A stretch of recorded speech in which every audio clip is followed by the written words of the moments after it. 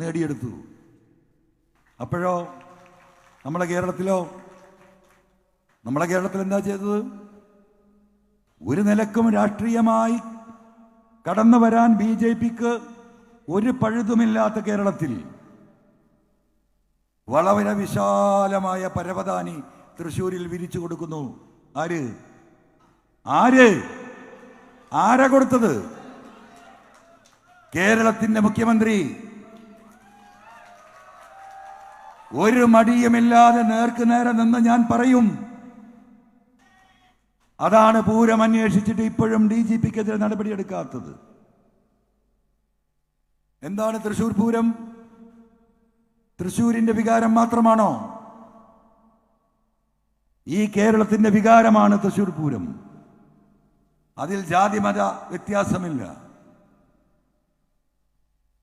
അവിടുത്തെ